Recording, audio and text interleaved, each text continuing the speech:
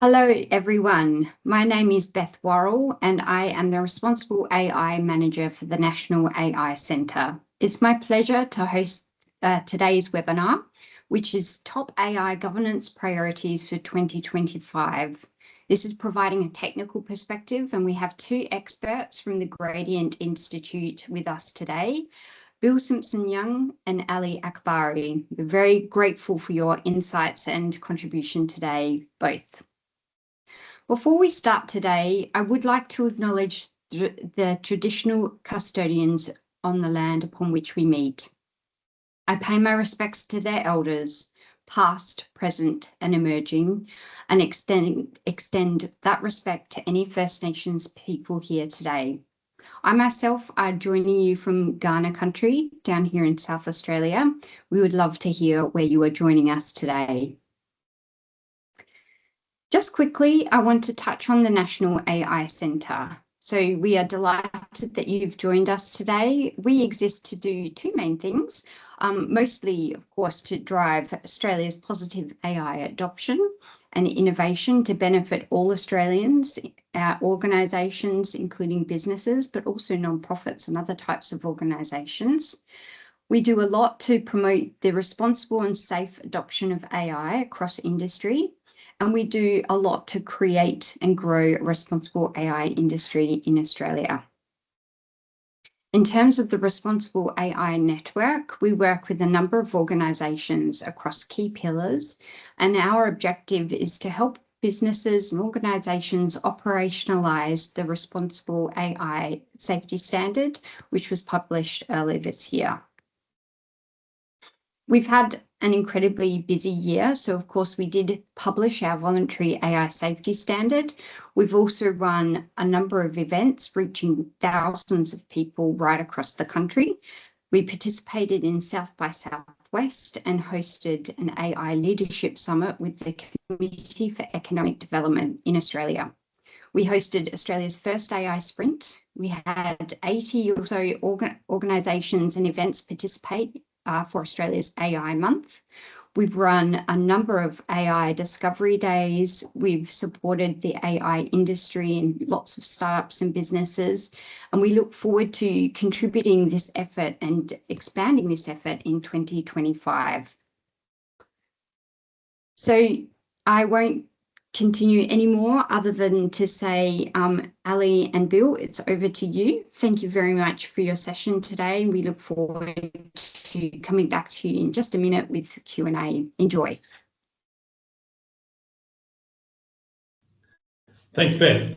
Welcome, everybody. I know it's a bit of a crazy time of the year for most people at the moment, but I'm sure you're all thinking about 2025 already, and you're probably busy trying to make sure that you end 2024 with flair, or maybe end 2024 in a limp. But ideally, you'll be thinking now about what 2025 is going to look like.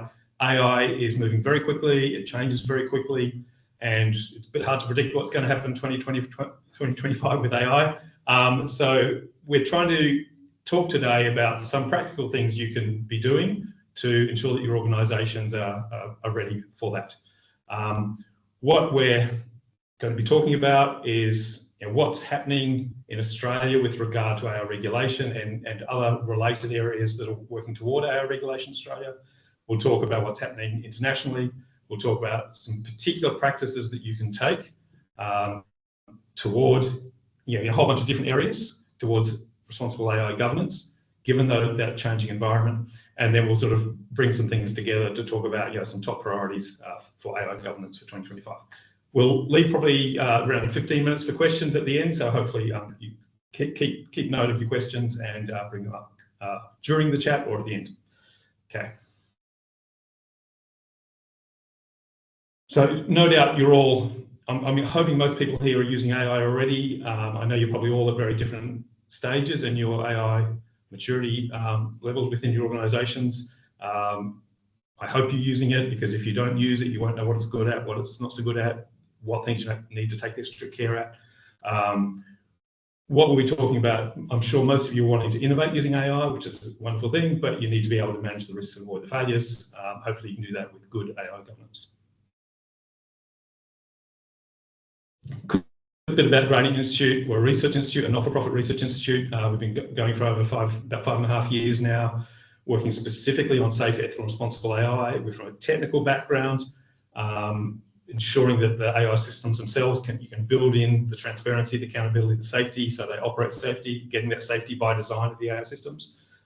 So work on new research to influence that, new tools and technologies. We also work a lot on practice, doing training and assessments of AI systems and providing advice to companies, government and not-for-profits.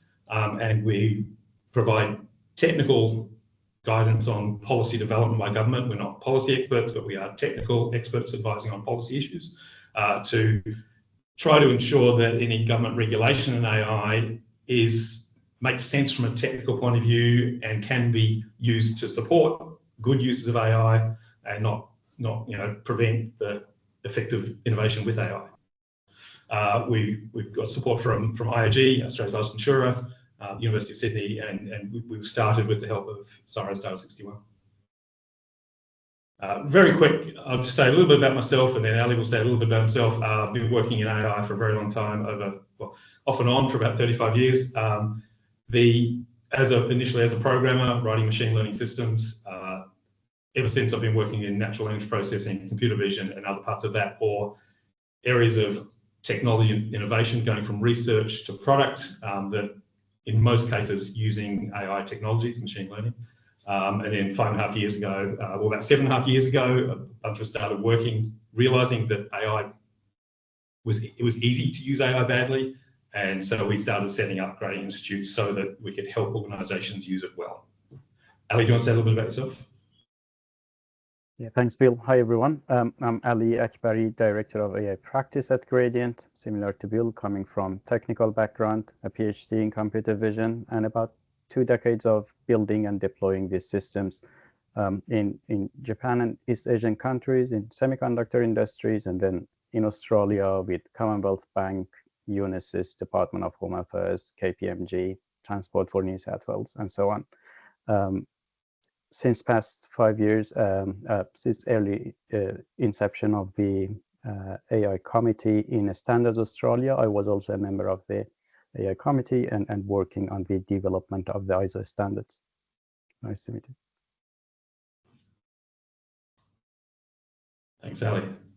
So I'll just start by talking a little bit about what's happening in Australia. I'm sure some of you are aware of this, but I just want to make sure everybody knows what's going. We don't have time in this session to go into detail about all the different initiatives because there are many, but I'll just say a little bit about this. You're probably aware that in September last year, September this year, I'm already thinking it's 2025. September this year, Department of Industry for the federal government released these 2 important documents. One is a proposals paper on safe and responsible AI in Australia. This paper set out a set of guardrails, proposed mandatory guardrails for AI in high-risk settings, so specifically for high risk, a set of principles for determining whether a given AI system qualifies as a high-risk setting, not the system in context qualifies as a high-risk setting, so there's some sort of principles for that, and also some regulatory options for different approaches to regulation that could be done. And put that out. They've had over 300 submissions in a very short period of time, in a couple of weeks. They've had over 300 submissions, and so that document continuing. The work triggered by that document is continuing, but at the same time they released this voluntary AI safety standard, which is already a standard that can be used, a standard in a light sense, not an official standard, but can be used as some guidelines for how to use AI responsibly and safely in Australian context. They share 9 of the 10 guardrails are identical in those, and so they've been designed to align, but the voluntary AI safety standard is ready for use now. The government's saying that they want to encourage companies and government to use AI safely and responsibly, using the voluntary AI safety standard to best prepare for possible future regulation. I mean, because it's worthwhile doing now, it's worthwhile using in its own right, but it will also help you prepare for what is likely to become future regulation in Now, of course, there's a whole bunch of other activities going on in government related to regulation, related to AI, for example, in copyright, consumer protection, health, privacy, and so on. There's a lot of different activities going on. It's all been coordinated very well, as far as I see, and expect to see a lot of things coming out of that. There's already been papers in the last month from a lot of these different government departments on those.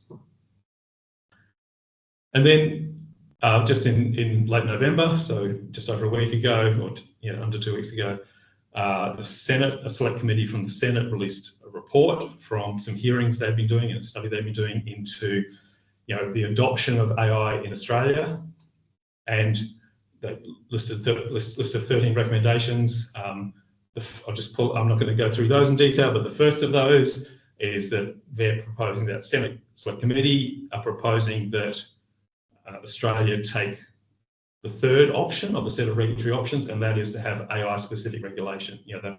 The options paper talked about, should AI regulation be done just by updating existing regulations? That was option 1. Option 2 is a framework one. Option 3 is have AI-specific regulation. So that is what the Senate are recommending. So you're likely to see further developments in this stage, I expect. Now, I want to jump into the voluntary AI safety standard. A lot of what Ali and I will talk about today will be based on the voluntary AI safety standard. That's because we think that for you as organisations in Australia, using AI in Australia, that's probably a good place to start if you're not already, if you don't already have the appropriate AI strategies and policies in place. You'll probably also want to be doing this to potentially align with what might come as regulations later. There are 10 guardrails. We won't have time to go into a lot of detail about all of this, but just very briefly to go through them. There's one that's about accountability, ensuring you've got all the right accountability set up within your organisation. Second one's about risk management processes, making sure that you're identifying and mitigating all the risks of AI. There's one about protecting AI systems, which includes from cyber breaches, but also implementing data governance measures that manage data quality and provenance and so on, including privacy. There's one about testing AI systems if you're going to be deploying them. There's one on human oversight, making sure that any AI system that is being operated by an organisation has appropriate human oversight, so meaningful human oversight. We'll talk more about what that means later. Informing end users that where you're using AI in certain situations. Establishing processes for people impacted by the AI systems, and also ensuring they can contest a decision made by an AI system when appropriate. Being transparent across the AI supply chain. A lot of the AI supply chain is complex, and you've got different companies providing different parts of the technology you're using. How do you actually make sure that risk is understood and managed well when you've got this complex supply chain? Number 9 is making sure you've got records of what you're doing with AI. And the 10th one in the voluntary AI safety standard is making sure that you engage with stakeholders, ensuring that you're considering those stakeholders, their different needs and circumstances when you're developing or deploying an AI system. Now, I should say, version 1 of the voluntary AI safety standard is specifically about deployment of AI systems. Version 2 is already underway, and that will be extended to include development of AI systems. There's what's already there does apply to development of AI systems, but there'll be more focus on some of the specific things that really need to be done for a responsible AI system in the development process. Now, today we don't have time to go through all of that, but we are going to pull out some of those to not talk about in detail, not go through all the words that are in the document, and you can pull down a document from the web and go through it yourself and look at all the requirements against each of these guardrails. But to talk about some of the things, some of the pitfalls that might happen already if you're trying to work on this in your organisation, and what some specific steps you can take to ensure that you're putting this in place well. We don't have time to talk about all of these guardrails, so we've just picked out 6 of them to talk about. The 6 we've pulled out are all important. That doesn't mean the other ones aren't important. The other ones are all really important as well, right? They're all very important, but we just thought there were some interesting things we could say that may be helpful for 6 particular ones. So we'll just focus on those in this session. Now, what we're going to start with before we go on is I'm going to hand over to Ali, who a lot of people think that managing AI systems is just like managing traditional AI systems. And there are similarities, there are differences, and it's really important to understand those differences so you can understand how you can have appropriate governance, how you can have appropriate risk management. And so Ali's going to talk a bit about that from now. Ali. Thank you, Bill. So yes, as Bill mentioned, it's very important to recognize why are we talking about these new risk management views, or why do we need additional guardrails specifically for AI systems? And simply put, our AI systems have new properties, and these new properties not only bring the new capabilities, but also that can introduce new risks. So I will have a very quick and high-level look into what are those key differences, and then we get into the specific actions and considerations. So first of all, classic software, if you want to achieve some specific outcome, basically you provide data. You also, like programmers, will provide very specific instructions and explanation of how things need to be done, and then that will generate the output you want. So for example, if you look at this example of the spam filtering, then basically the input data can be the email subject, sender, and message. And then the clear instructions are a list of potentially suspected spam keywords list, and check if those keywords are used in the subject or in the body of the text. And also potentially if the sender is unknown, then we are at high risk of being in a spam email. So what happens with AI systems is quite similar. The key difference, as you see there is we are replacing instructions with models. Specifically, when we are dealing with more complex problems, it's difficult to explicitly give all of the exact rules and put that into a program. Therefore, rather than those programmed instructions, we want the machines to automatically generate those models. How those models are generated, basically we rely on the machine learning algorithms. These algorithms are given some training or historical data and also an objective, and then they automatically create the model. So what are those? Example of the historical data, again, the same data as we were talking about, lots of that from the previous experiences, and also the outcome that we expect per each. So for each one of those, what was the outcome? Was it a spam email or a normal email? And also the objective is, if I oversimplify it, just to minimize the number of wrong predictions. So that's at the high level what we are talking about, the difference between machine learning and classical software. But this small difference will bring new properties and therefore new risk profiles. The key important properties to emphasize on is now, because of all of those logic and models are being developed by the models, basically they are just simple models being trained using historical data. Now we have reduced control, we have reduced predictability, and also we have reduced explainability. This is all because the clear logic and instructions are not given by humans. It is only learned from lots of historical data. So now let's bring to the mix the GenAI and general purpose AI. So here there is emphasis here that normal, more conventional AI, let's call it specific purpose AI, and GenAI, let's for now consider general purpose, and we'll discuss a bit more about it. Reminding again, the same machine learning structure and generating and building a model and use it in the AI system. That whole framework, that whole work is being designed by the developers of the AI system. It is developed for some specific purpose. For example, we built an AI system specifically to do spam email detection, as we just discussed earlier. So what's the difference when we get to general purpose or generative AI? A bit more details here. Probably we don't want to discuss a lot on the details and specifics of that, but I will take your attention to some very specific points. So first of all, here now you see two big red boxes. The one below, which is basically the developers of the general purpose AI system, do all of the development of the models. And then we have the other red box on the top, which is the user-defined purpose. So let's explain a bit more about this. What does it mean and what's the impact?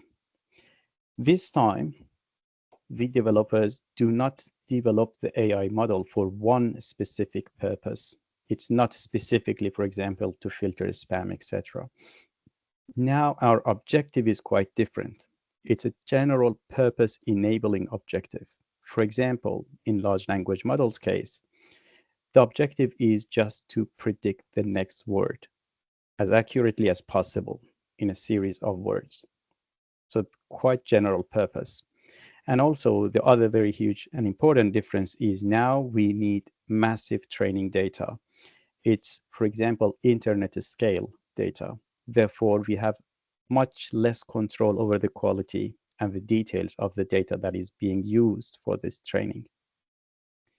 The output of this machine learning process is a pre-trained general purpose model. We don't go through the details of what will be the fine-tuning and human feedback and reinforcement learning, etc. But in 2 steps, we will get to a model that is still a general purpose model. Generally, it can understand and communicate in human language. And basically, it is trained using as much as data that we can provide to it. So what happened now is the user can use this general purpose model for different purposes. For example, once maybe they just use it for purpose of a spam filter, as we were discussing earlier, or sometime maybe they use it for sentiment analysis based on the prompt they are giving to the model, or maybe they ask the model to summarize the text or translate. So it is a user-defined purpose. And now we have new properties as well as, of course, further heightened risk profile. Basically, in addition to all previous ones, now we have further reduced control, further reduced predictability, or further reduced explainability. But also, we have general purpose capabilities. We don't know what the user may use this model for. And also, not all of those capabilities are designed from the beginning. We will see that more and more capabilities are being discovered. We have reduced reliability.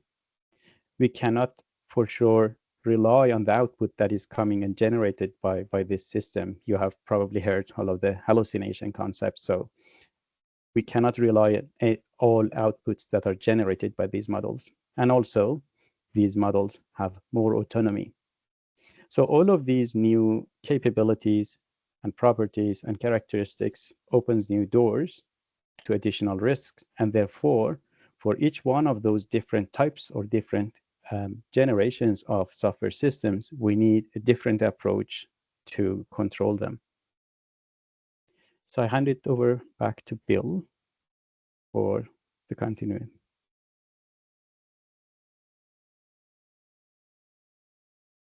Bill, you're on mute. Sorry.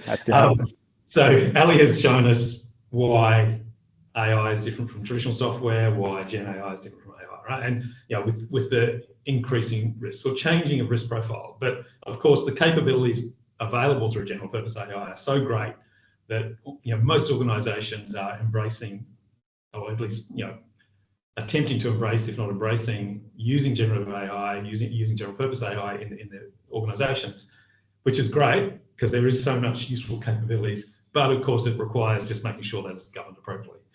So now we're going to just, as I said at the beginning, we're going to be pulling out a few of the, 6 of the 10 guardrails and just sort of say a few things about it that you wouldn't necessarily get if you'd read the documents, things that we hope would be useful to you in moving ahead with AI governance in 2025. So starting with guardrail 1 about setting up accountability processes. And just to be clear, that's establish, implement, publish an accountability process, including governance, internal capability, and a strategy for regulatory compliance. These are just 3 of the pitfalls that we see when we're working with organisations. The first one, and so we'll be presenting some pitfalls that we see, and then some ways of thinking that will hopefully help avoid those pitfalls. First one, not having realistic responsibilities and accountability. It might be tempting for an organisation to put one person responsible for signing off on all AI systems, regardless of what they are. AI isn't everything now. AI isn't everything now, but it's getting into more and more things. And some of those things are incredibly low risk. You've probably been using AI for decades, whether you know it or not. You've probably been using it in spam filters. You've probably been using it in your maps and so on. Now, having a single person organisation sign off on all AI systems is probably not a good idea for most large organisations. It might make sense in some, but having a more nuanced view of AI, understanding the different types of AI, the different risk profiles of different AI, will lead to more realistic responsibilities and accountability. Second one here, getting lost in translation gaps. There often is a good intent within an organisation to set up an intent with regard to AI systems. All AI systems must behave fairly. All AI systems must behave with accuracy and fairness. There's a whole bunch of high-level intentions that don't necessarily map down to a technical reality. It's actually really hard to build an AI system that always acts fairly while always acting accurately. You could really easily end up with a situation where there are always trade-offs basically, and often the high-level intent doesn't necessarily take into account those difficult trade-offs in implementing an AI system. And so sometimes you get those lost in translation gaps where senior people in the organisation talk big about all the wonderful things that are happening, but maybe the AI systems are actually a bit out of whack with that. So managing that transition is really important. I'll say a little bit more about that in a minute. And then often missing the required literacy and capabilities. It's really critical that people in the organisation understand enough about AI to understand what it's good at, what it's not so good at, what sort of risks there are, so that they can actually meet the requirements of the function that they're accountable for.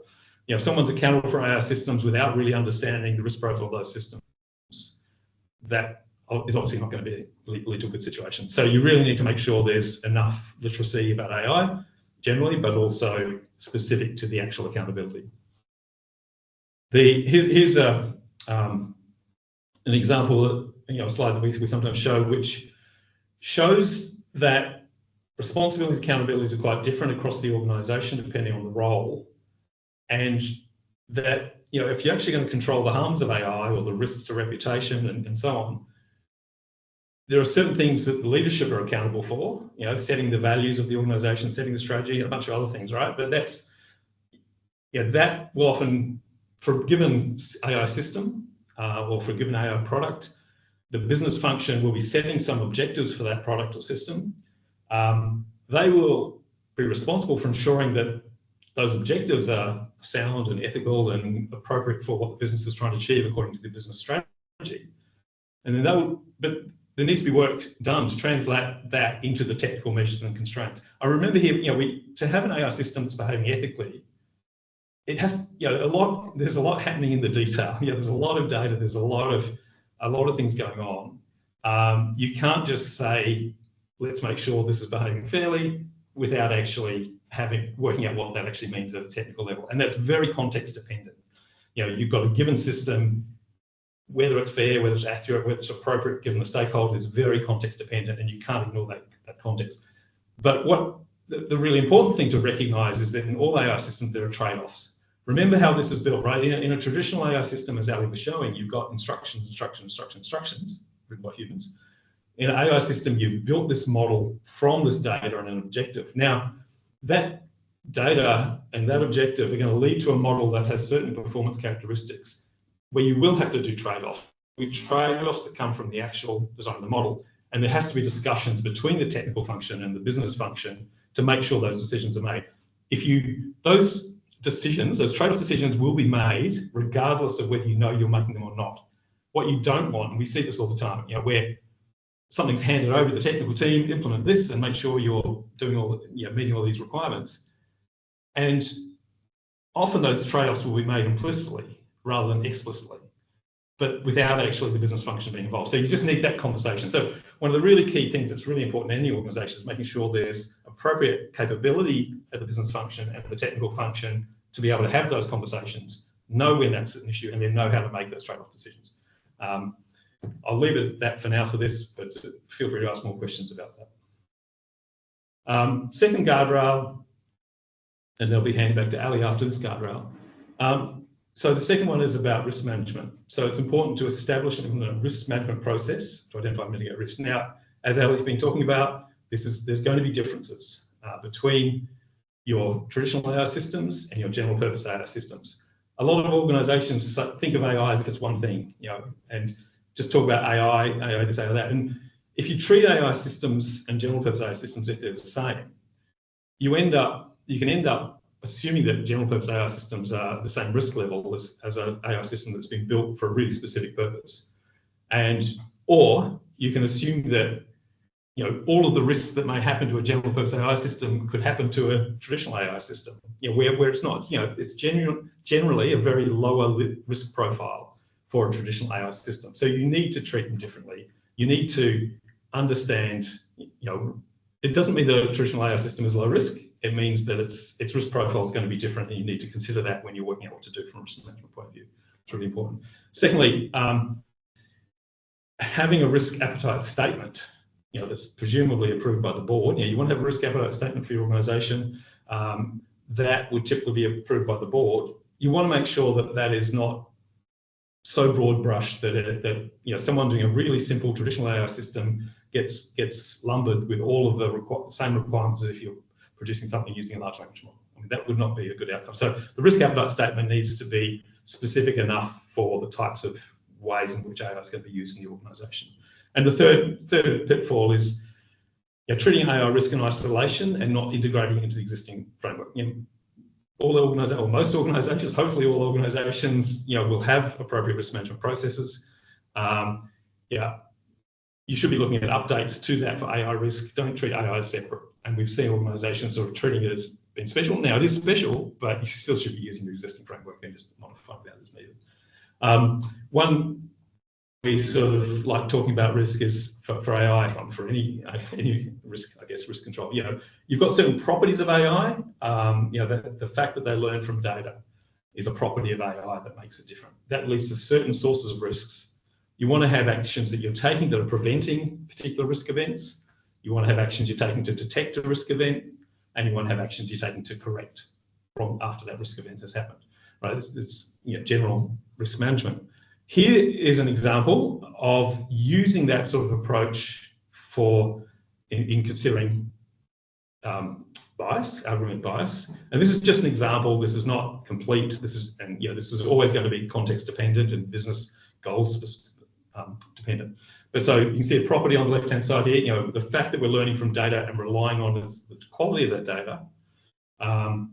The fact that that data might be loosely curated in a general purpose AI system leads to certain algorithmic bias, and there's a bunch of steps we can take: the preventive, a bunch detective, a bunch of corrective. Right? Now, don't take it. This is just some sample actions. We're not saying these are the ones, but what you should be looking at for your risk management process is doing this type of thinking for the types of systems that you're building or deploying for the context of your business, and really you need to be doing that. So that should plug into your existing risk management frameworks.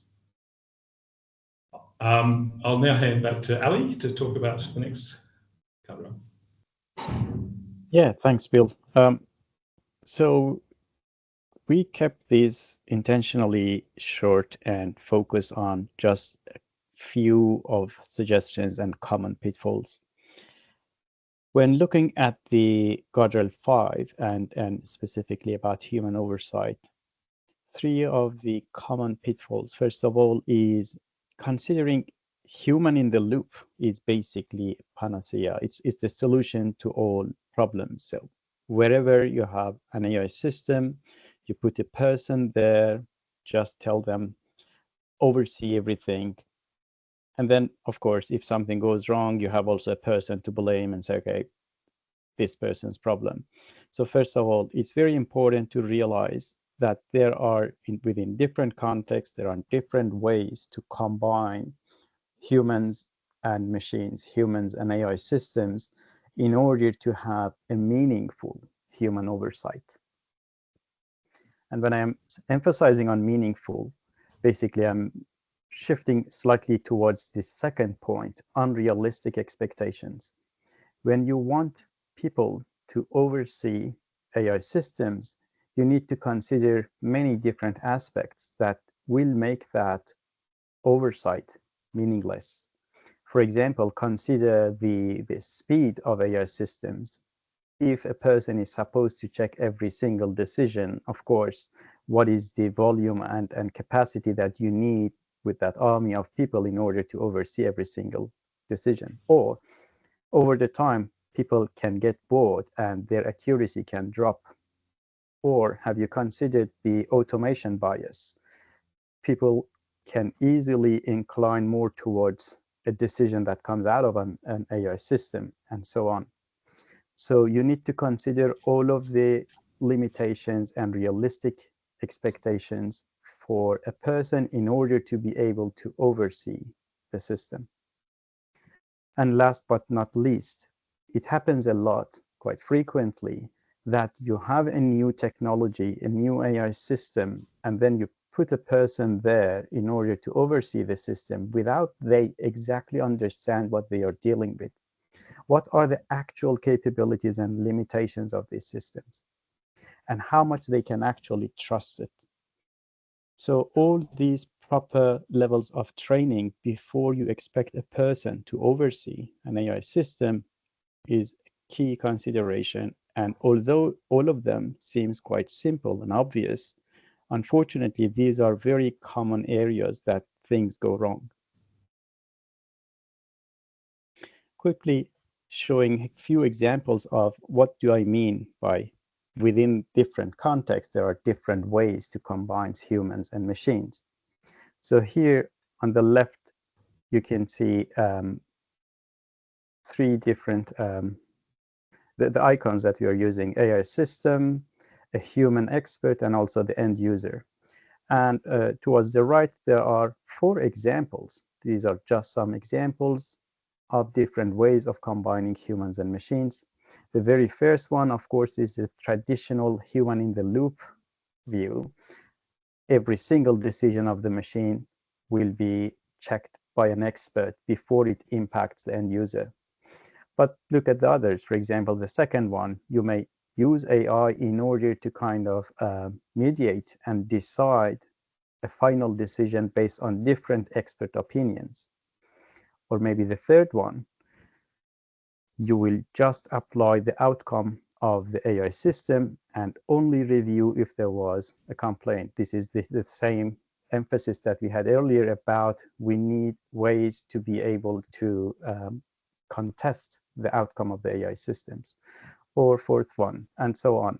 So just a reminder that don't forget, you don't want just a human in the loop for every situation and every context. And quick reminder about guardrails 6, 7, and 8. And why do I combine all of them together? Considering the time, we don't want to go and discuss everything in depth, but all those guardrails have something in common, which goes back to the transparency. And there are some very common pitfalls whenever it comes to transparency. A couple to remind. First of all, don't get stuck with explainability. That's a common pitfall. When it comes to transparency, very quickly, your attention might shift to explainability. Can I explain this black box? How can I explain why a decision was made? Transparency is different. We are talking about what is happening. What sort of AI systems are you using? What data was used for training? What sort of decisions are being made? What sort of test and performance level was achieved before you actually release this? So that is one of the very simple and most common pitfalls. Don't mix them up together. Transparency is a lot more achievable, and most of these standards, most of the time, are referring to transparency. Second one size fits all. You don't need exactly same level of transparency for every stakeholder, for every different type of AI system, and so on. And part of the reasons, when you read the details of the standard, you see why this transparency topic is, for example, is being discussed about the end user in one guardrail and about the supply chain in another guardrail. And talking about the supply chain, get to the point C. Don't forget about the embedded use cases of AI. Nowadays, we are dealing with AI systems and AI capabilities embedded into much bigger systems. So quite easily, if you have been a consumer of a much larger IT system until recently, your provider might start putting and adding more AI capabilities into that, with or without your attention. So those embedded AI cases are also considered as AI systems. So with considering the interest of time, I quickly move on to have a reminder about international AI standards as well. The voluntary AI safety standard is in alignment with other national and international standards about AI, as well as more public, more broadly used guidelines. We don't have the time to go through all. A quick reminder about a few. First of all, ISO standards. Maybe it's not familiar for all, or maybe not everybody is aware of how many AI-related standards we already have in ISO. So just those numbers at the top, we already have 33 AI-related standards published by ISO, and there are other 36 ongoing projects. So there is a huge work going on there. Of course, it will take a lot of time to catch up with all, but if I can grab your attention to probably the important and foundation one, ISO 42001, it was published end of 23, basically out in Australia from beginning of 2024. So this is the foundation standard about AI management systems. And this is the standard that eventually you will be able to certify against your conformity against this standard. To be clear, there are a set of follow-up standards under development, such as 42005, 6, and 7. So although 42001 is saying you need these sort of AI management systems and you need to do impact assessment and so on, additional details are following up. 42005 will give a lot more details on how to do that impact assessment. 42006 will explain about how what are the characteristics and requirements of those companies that can do the audit and certification. And the 42007 will focus from the management systems to AI systems, which are all very important standards to follow up to enable the whole certification regime. And a quick reminder that international standards are not all about ISO. There are many more. A few to remind, and quickly we move on to next is IEEE, especially the 7000 series, and then OECD AI principles, as well as NIST, specifically Artificial Intelligence Risk Management Framework, which has a very risk management view to the AI governance. And I will hand it back to Bill. Don't forget the mic, Bill. Sorry. Just to finish up and open up for more questions, and good to see some questions coming through, but feel free to send more. I just want to sort of, the title is Top AI Governance Priorities for 2025. So we just thought we'd put together a short list of some of the things we think you should be thinking about. Firstly, make sure you've got your AI strategy, your risk appetite, and your accountability structures all in place. All of those are important, and having those in place is important. Look at the voluntary AI safety standard that covers all of those to a certain extent, and hopefully that will help you get that in place. You do need to uplift your organisational-wide AI literacy and develop capabilities. Those are both capabilities to use AI, to deploy AI, to develop AI if you're developing your own AI. But it's also, as we've sort of pointed out several times through here, a lot of the problems we see in organisations are where people have a accountability for AI when they don't understand enough about how it might go wrong, and that can lead to issues. So it doesn't mean that everyone has to understand the details of AI technology and exactly how it works. It's more that people need to understand enough about it at the level that they're working such that they can be accountable for the types of systems that they're accountable for.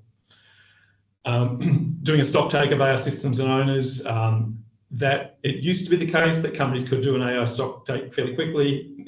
It's getting harder and harder because AI is appearing in lots of places without people necessarily planning for that. A lot of the software as a services that you might be using, all of a sudden they've got some AI, and that might lead to new risks, might lead to staff members uploading sensitive documents into a third-party cloud-based service, where there can be issues with that, right? And so understanding how AI has been used in the organisation is critical, but also knowing who the owner of it is. Standard certification preparation. Ali mentioned that the ISO standards, there's certification coming soon. You should be considering that sort of certification. There's also a bunch of tools becoming available now that will help you check your compliance against standards, or even just check that you're generally doing a good job with AI. Look out for those tools. There's a bunch out there now. There's more coming. And then the last one we've got, there's Be Agile. Like, AI is changing continually. There's emerging AI capabilities. There's emerging risks with those. You need to be monitoring for those and updating everything else as you go. Like, if you lock in an AI strategy and lock in accountability structures that isn't responsive to the changing environment of AI, then you'll probably find it harder later to adapt. You need to be adaptive when you work with AI. It changes so quickly. And I'd like to encourage you that if you aren't already using AI yourself, that you should be, even if you just want to use something like Claude or ChatGPT for using AI, because if you're not using it, it's really hard to understand how it's working well, how it's not working well, and making sure that you're considering the risk of what you're doing. Use it for low risk scenarios, which have low chances of things going wrong, but get used to the technology, get used to knowing how it works and how it goes wrong and how it does well. So with that, we'll open up for questions. Beth, did you want to say anything before we? No, that's fantastic. Thank you so much. I realised that we had a really compressed time frame, and you've only had just a really short time to go over some of the priorities for next year. I think, rest assured, we will try and get you back again sometime next year to provide an update on this. There were lots and lots of questions that came through, so we're really grateful for some of the questions that people shared. Obviously, very engaged audience. There are some great ones here. I really liked the kind of interpretation of some of the language. I wondered if perhaps you had a perspective on how people might interpret and understand and really act on terms that are actually a little vague or could be interpreted in one way or another. So terms like fair, transparent, and then there was another question around interpretability. How do organisations think about interpreting those recommendations in the AI safety standard? I'll say something short, and then I'll hand over to Ali, because we will probably come at it from different angles. I want to hand over to Ali because he's in lots of discussions globally about standardisation of terms. knows how hard it is to define terms, but just a more pragmatic part. Be careful about defining a term across an organisation because things are so context dependent. The concept of fairness means different things to technologists, to lawyers, right? So it has to be grounded in what you're actually doing as a business.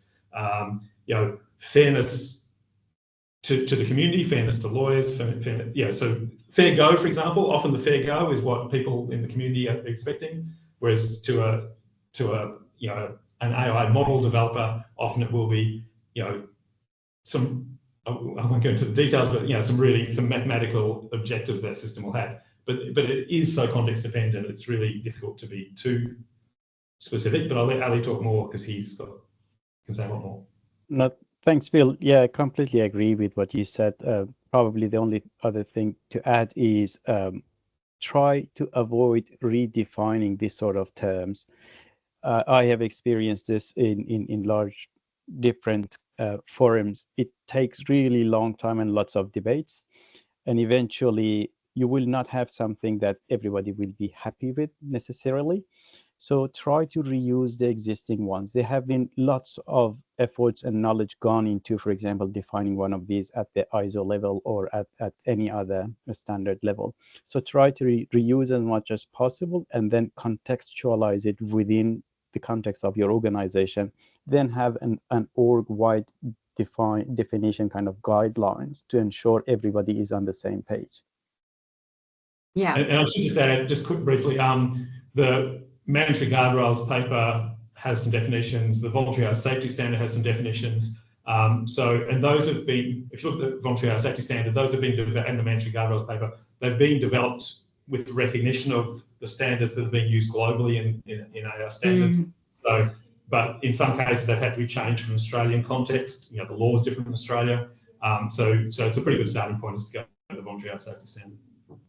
Thank you. And I know that the team thought really long and hard about how to harmonise our standards and instructions with all of the other existing frameworks, other national and international frameworks. So we're doing our best in that.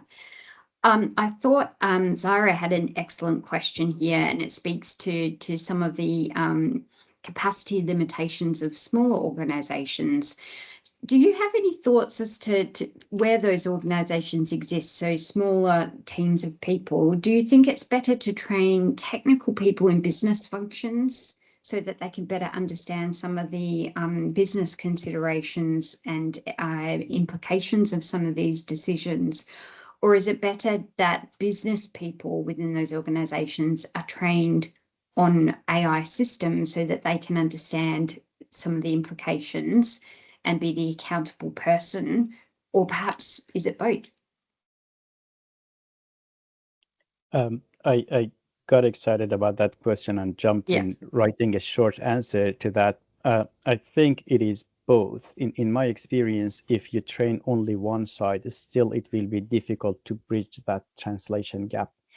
My suggestion is if the resources are limited, then try to go like kind of a light brush first, just light training for both sides. There are lots of existing resources out there you can use and reuse, and then gradually go in further depth. Excellent. Thank you. There's been a couple of questions here in relation to the harmonisation and synchronisation of the ISO standards. I think maybe some of these questions we can come back to in writing and share after the fact.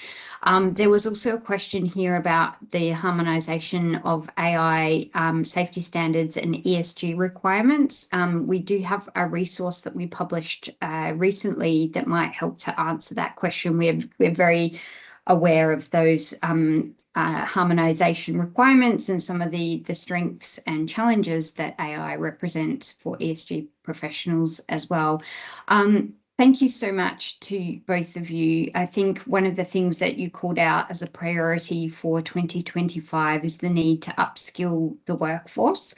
My lovely colleague Rochelle has popped a link in the chat that takes you to the Institute for Applied Technology, which is a collaboration New South Wales Government has with TAFE New South Wales.